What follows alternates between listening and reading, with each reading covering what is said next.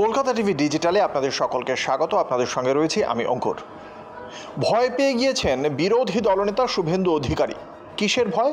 2026-এর বিধানসভা নির্বাচনে এই যে বারংবার বলা হচ্ছে ভারতীয় জনতা পার্টি নাকি রাজ্যের শাসন ক্ষমতা দখল করবেই নির্বাচনে জিতে, সেটা নিয়ে সংশয় তৈরি হচ্ছে বিভিন্ন দিক থেকে।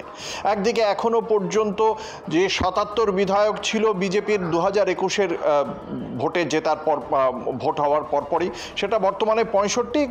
এর আগেও আমরা দেখেছি মনোজরাও তিনিও ইস্তফা দিয়েছেন দলের সমস্ত পদ থেকে। তারপরেও তাপসী মণ্ডল কিছুদিন আগে গিয়েছেন।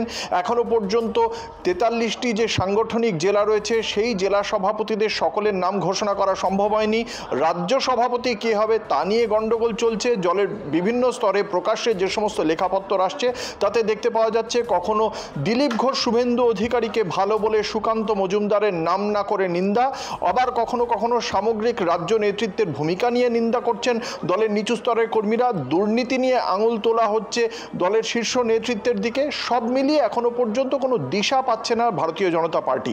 ফলে তাদের কাছে একমাত্র আশ্রয় এখন হিন্দু মুসলিম বিভাজন। এবং এই হিন্দু মুসলিম বিভাজনের ক্ষেত্রে শুভেন্দু অধিকারী শেষ পর্যন্ত কি আশঙ্কা করছেন আগে শুনে নিন। দয়া করে জাগুন, উঠুন। এই লড়াই অস্তিত্ব রক্ষার লড়াই, এই লড়াই বাঁচার লড়াই। কিছু পেয়েছি, অনেক কিছু পাইনি, সব তো পরে হবে। 85% ছিলাম, 67 হয়ে গেছে। আর 10-15 বছর পরে আমরা 50-এর নিচে নেমে যাব। তখন এখানে প্রধানমন্ত্রী তৈরি হয়ে যাবে। কেন্দ্রামারির প্রধানমন্ত্রীর নাম হবে শাহাউদ্দিন, দাউদপুরের প্রধানমন্ত্রীর নাম হবে শামসুল, এখানকার প্রধানমন্ত্রী হবে দু ভাইয়ের কেউ একজন, রুকু নাজু। ওদিকে কমলপুরে আমদাবাদে সামাদ হয়ে যাবে, রোশন হয়ে যাবে, কাজাহার হয়ে যাবে, সব প্রধানমন্ত্রী হয়ে যাবে। আর বলবে পুলিশ তো আমার, এ কিচ্ছু হবে না, আমরা যাহা বলিব তা হবে। নন্দীগ্রামেও তো 2জন হিন্দু শহীদ হয়েছে, তারা তো বিজেপির নেতা ছিল না। দেবব্রত মাইতি চিল্লগ্রাম, অপরাধ কি? শুভেন্দু অধিকারীকে ভোট দিয়েছে, মমতা ব্যানার্জিকে ভোট দেয়নি।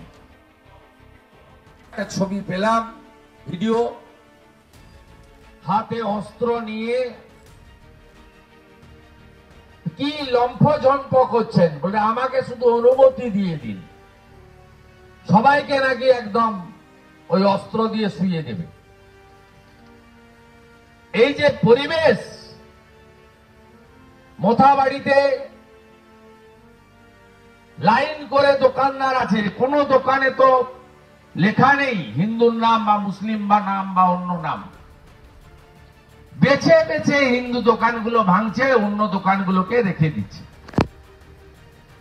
মোটরসাইকেল করে হোস্টেল থেকে ছাত্রকে দেখে বাবা ফিরছে, মোটরসাইকেলে একটা শিবের মূর্তি লাগানো আছে, তাকে ভাঙা হয়েছে। আমাদের যাদব সমাজ, ঘোষ সমাজ পশ্চিম বাংলার, যারা মূলত দুগ্ধ, আমাদের গোপালন করেন, দুগ্ধজাত ব্যবসার সঙ্গে যুক্ত, সব ছানার গাড়ি আটকে ভেঙেছে, মেরেছে।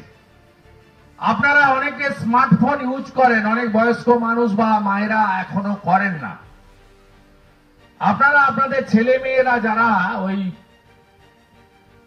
আপনাদের ক্যামেরাওয়ালা মোবাইল বলা হয় গ্রামে, দেখে ছবিগুলো দেখবেন। যখন মোথাবাড়িতে ঘটনা ঘটে তখন লন্ডনে মনে হচ্ছে রাত্রি ছিল বা সকাল ছিল, ওনারা দেরি করে ঘুম থেকে ওঠেন। এখানে যেগুলো ল্যাম্প পোস্ট, সব জায়গায় মডেল এক, কিন্ডার এবং সাঁইথিয়াতে যা হয়েছে,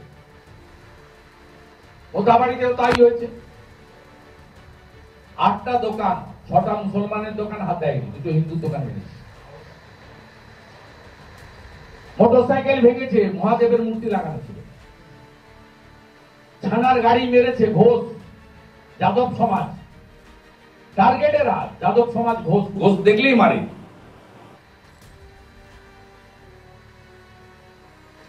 এবং পুলিশের সামনে ঘটেছে। আমি ভিডিও পোস্ট করেছি, অন্যরাও করেছে। মিডিয়া তো দেখাতে চাননি আপনারা। কালকে বিকালের পরে আমরা রাস্তায় নামার পরে মিছিল মিটিং প্রেস হওয়ার পরে করেছেন। আজকেও পশ্চিমবাংলার বহু জায়গায় অবরোধ হচ্ছে, বিক্ষোভ হচ্ছে। আমি সব জায়গায় বলবো, বিজেপির পতাকা নিয়ে পারলে করুন, হিন্দুদের পতাকা নিয়ে পারলে করুন, হিন্দু মাঠে নামুন, শাক বাজিয়ে নামুন, হিন্দু এবং আদিবাসী জনজাতি সবাই মাঠে নামুন। এই রাজ্যটাকে আমরা এইভাবে শেষ হতে দিতে চাই না, দেখতেও চাই না।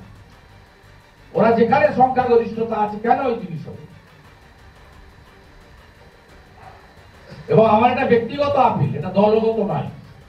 আগামী সোমবার আমি তো পোস্ট করব আমার সমস্ত ওই লুইসার আমার ফেসবুক ফ্রেন্ডদের, যে আগামী সোমবার ডিপিতে কালো লাগান এবং লিখে রাখো, আমার বাড়ি তোমার বাড়ি মোথাবাড়ি, আমার বাড়ি তোমার বাড়ি মোথাবাড়ি।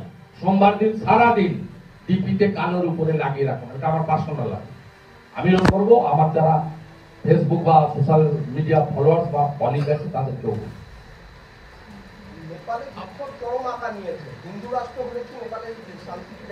ওটা ইতিহাস বলছে, ওটা হিন্দু রাষ্ট্র ছিল, হিন্দু রাষ্ট্র হবে। তথাকথিত কমিউনিস্টদের উৎখাত করার জন্য মানুষ রাস্তায় নেমেছে, তা হবেই। 50 লক্ষ নেপালের হিন্দু এবারে মহাকুম্ভে স্নান করে গেছে, পায়ে হেঁটে এসছে কাঠমান্ডু থেকে স্নান করার জন্য, পায়ে হেঁটে এসছে। মহাকুম্ভের পূর্ণ স্নান।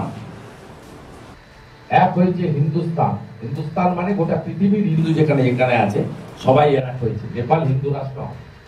অর্থাৎ বোঝাই যাচ্ছে এই হিন্দু মুসলিম বিভাজন ছাড়া এই মুহূর্তে বিজেপির হাতে কিছু নেই।